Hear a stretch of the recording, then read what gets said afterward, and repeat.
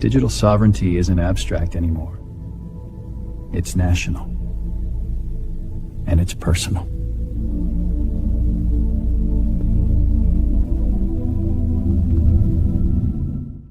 Hey everyone, it's Shimmy and welcome to this special Friday edition of Shimmy Says. You know, if you caught my Shimmy Says yesterday, it was rather tame, it was geeky. It's about DevOps, the never-ending story, something near and dear to me. But I want to speak today about something maybe a little spicier, and it's near and dear to me too. I call this Shimmy Says episode, Digital Sovereignty is National Sovereignty, and Digital Sovereignty is Personal Sovereignty. So let me tell you something here. If you were paying attention to the news lately, especially coming out of Davos this week, so much coming out of Davos, so much of it was nonsense. But there was one phrase that kept coming out over and over, and one topic that kept being harped on: digital sovereignty. Whether we were talking about sovereign AI or sovereign cloud, sovereign data, sovereign semiconductors, digital sovereignty. And really, digital sovereignty has become a code word for independence, for not being reliant on any one partner. You know, I thought the Prime Minister of Canada, his speech on sovereignty and independence and building fortresses and variable geometry was probably one of the speeches. It should go down in history as a great speech. But it really, at its heart, was about sovereignty, national sovereignty.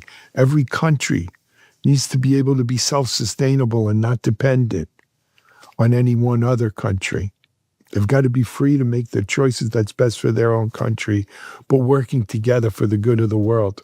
You know, a few years ago, the whole digital sovereignty thing sounded like policy speak.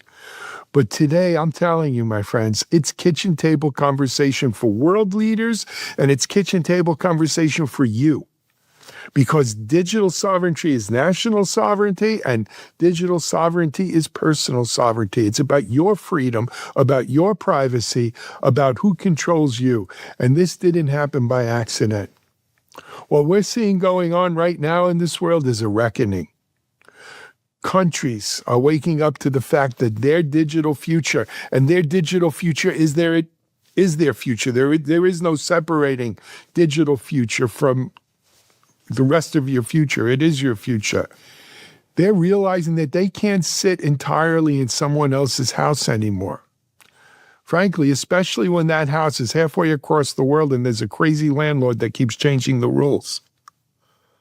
You know what I'm talking about and who I'm talking about. AI isn't some science project anymore. It's in production. It's running economies. It's shaping defense strategy. Data isn't just data. It's leverage. It's the lifeblood. And the cloud? The cloud's become something more strategic than oil, shipping lane, or whose ships and missiles control the damn Straits of Hormuz or wherever our oil's coming from these days. You know, at Davos, no one was asking whether digital sovereignty matters. That ship sailed, that train left the station. They were asking, how fast can we get there? How fast can we be independent? How soon can we not be at the beck and call, at the behest of some master we don't want to be serving? And what happens if we can't get there? What happens if we can't get there? Europe is rethinking its dependence on hyperscalers. It's rethinking its dependence on AI models. Its dependence on foundries and chip makers. It's very digital independence is what's at stake, and it's not just Europe, it's the whole world. Governments are suddenly very interested in where their data sleeps at night. And AI, that's gone from innovation, nice to have, to existential must have. That's the moment we're in right now. That's the moment we're in right now.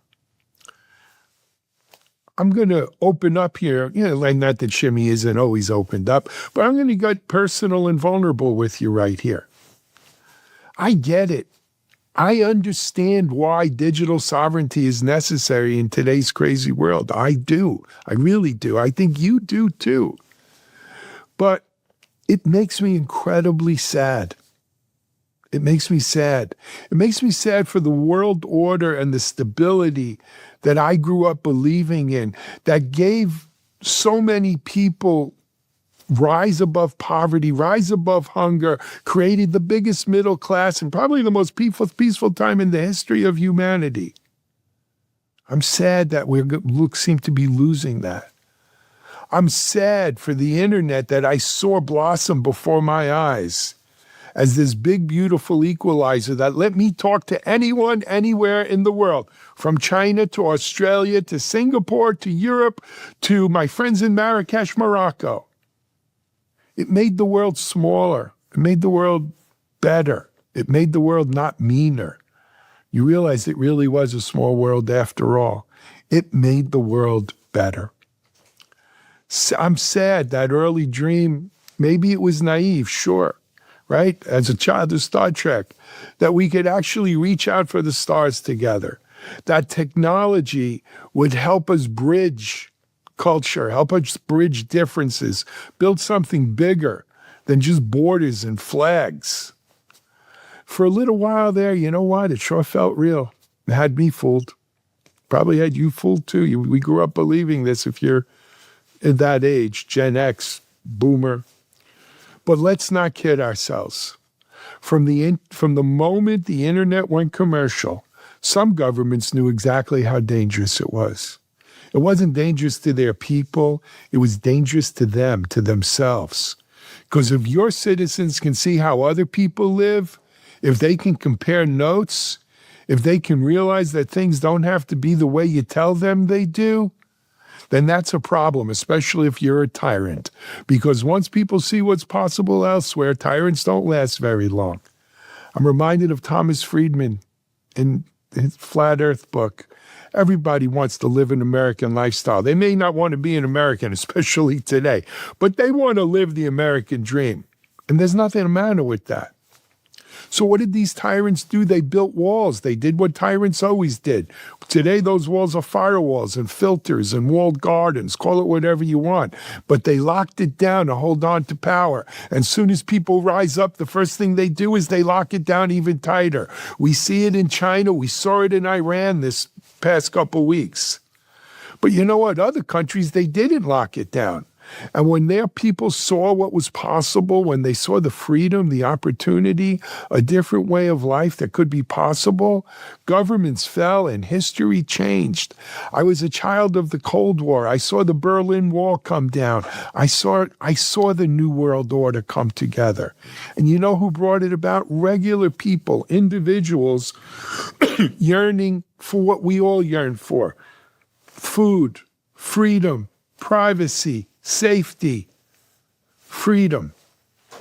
And for a brief shining moment, it seemed that this changed the internet and this stuff. It changed everything. And it made all of that within the grasp of the 7 or 8 billion people in this world. But those days, they seem to be fading fast right now, I'll be honest. And that makes me sad. As the world pulls back from a shared global order and we slide into something that seems more fragmented, more balkanized, our digital lives, our digital lives are getting chopped up right along with it. We've got different clouds. We're going to have different clouds, different AI stacks, different rules, different internets. Even if nobody wants to say this part out loud, here's the uncomfortable truth. And I can't say the reasons they're doing this are wrong. But we're going to be lesser for it, worse for it.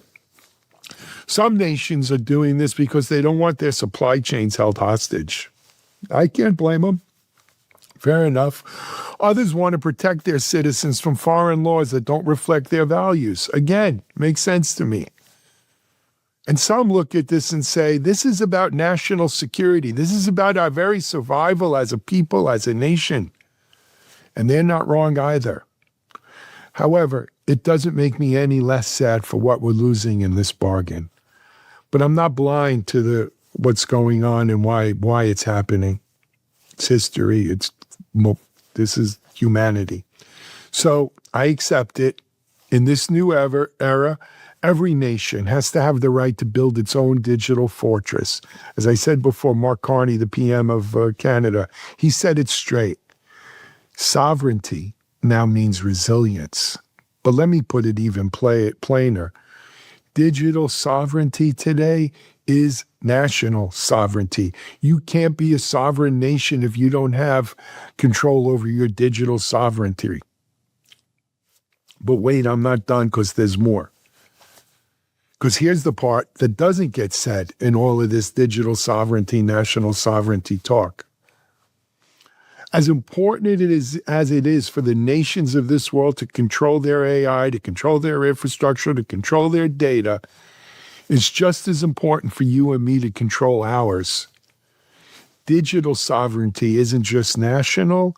Digital sovereignty is personal. And that's why I say digital sovereignty is national sovereignty and digital sovereignty is personal sovereignty, because it is personal. Every individual, it's a human right, deserves control over their digital footprint. It's their data, their privacy, their independence. You shouldn't be under constant surveillance unless you actually have done something to warrant it, period, end. If you decide, and it has to be you decide, to give up some of that sovereignty for convenience because of some apps or services or shiny features you want to use, hey, that's your call. I may not like it. I may not agree with it. I think you're making a mistake, but it'll be your decision, not anyone else's. It should never be someone else's decision. Not your government, not a foreign government's, not some platform's decision, certainly not some algorithm's decision. In this fractured digital future that we seem to be speeding off to, sovereignty can't stop at borders. It has to extend all the way down to an individual, to a bubble around each individual. So yes, digital sovereignty is national sovereignty, but don't let it get you that twisted. Digital sovereignty is personal sovereignty too. And every single one of us is entitled to it. And that's what Shimmy says. Have a great weekend, everyone. Shimmy says, shimmy says, shimmy, shimmy, shimmy says, ask me almost anything.